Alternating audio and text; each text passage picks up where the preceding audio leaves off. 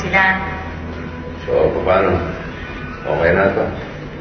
Solve na problema natin. 2 taong nawawala sa akin si Dolly. Binuport ko naman yung anak ko sa Cebu. Matagal ba din si Ana? Ngayon lang nawawala sa akin yung aking anak.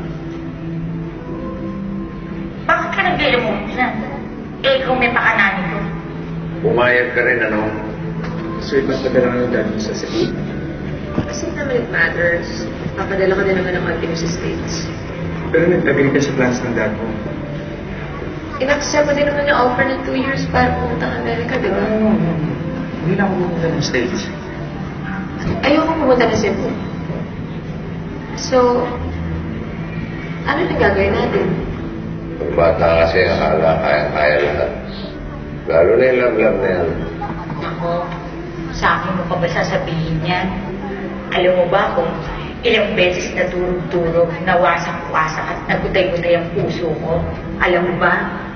Eh, hindi. Pero feeling ko, malalaman ko na. Pero alam mo, sa dami na pinagdaanan ko sa buhay, isa lang ang natutunan ko. Tanong mo ano? Sige, tinatanong ko.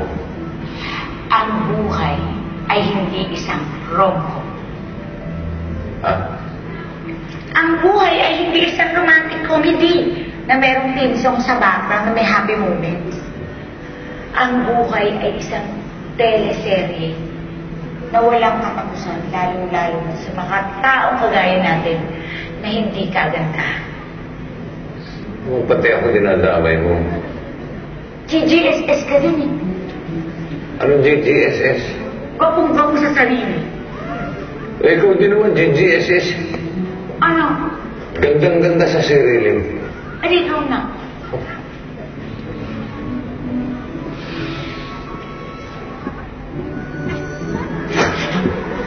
Wala ka ba talagang jowa?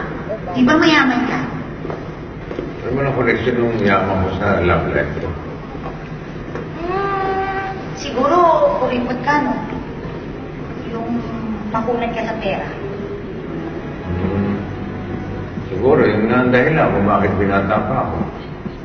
Wow, meron pala tayong something in common. Sa bagay, nasa itsura mo nga, mukhang mandurugas. Uy, makunat lang ako. Hindi ako swingle. O paano? Good night na. Dito, Bakit?